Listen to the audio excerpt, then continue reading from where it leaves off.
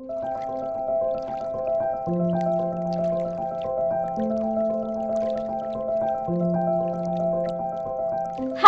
എൻ്റെ പേര് ദർശന.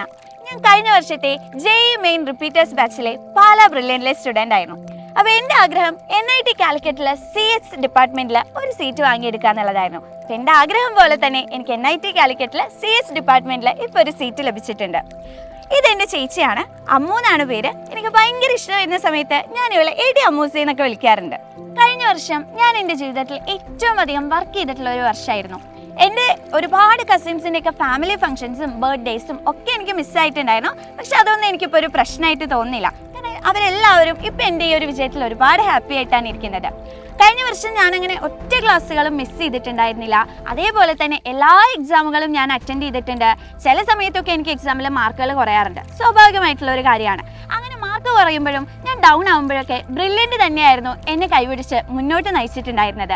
സോ ഈ ഒരു സമയത്ത് ഞാൻ വളരെ പ്രൗഡായിട്ടാണ് ഇരിക്കുന്നത്. എൻ്റെ ഫാമിലിയുടെയും അതേപോലെ തന്നെ എൻ്റെ ഫ്രണ്ട്സിൻ്റെയും എല്ലാവരുടെയും ആഗ്രഹം പോലെ തന്നെ എനിക്ക് ഞാൻ ആഗ്രഹിച്ച ഒരു സ്ഥാനത്ത് എത്തിപ്പെടാൻ ഇപ്പോൾ സാധിച്ചിട്ടുണ്ട്. അപ്പോൾ ഞങ്ങൾ എല്ലാവരും വളരെ ഹാപ്പി ആൻഡ് പ്രൗഡായിട്ടാണ് ഇപ്പോൾ ഇരിക്കുന്നത്. സോ ഇതിനെല്ലാത്തിനും ഞങ്ങൾക്ക് താങ്ക്സ് പറയാനുള്ളത് ബ്രില്യൻറ്റിനോടാണ്. എനിക്കിനി എൻ്റെ ക്യാമ്പസിലേക്ക് ഒരു വട്ടം കൂടി വരണം.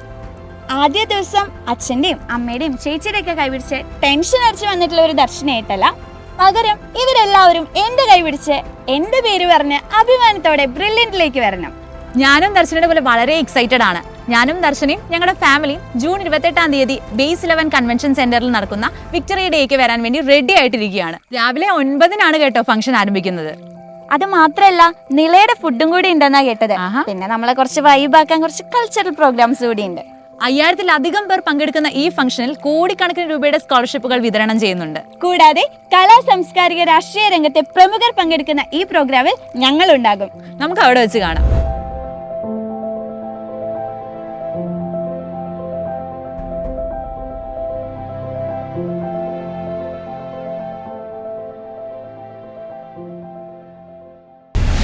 Brilliant Study Center, India's #1 coaching center for NEET and JEE.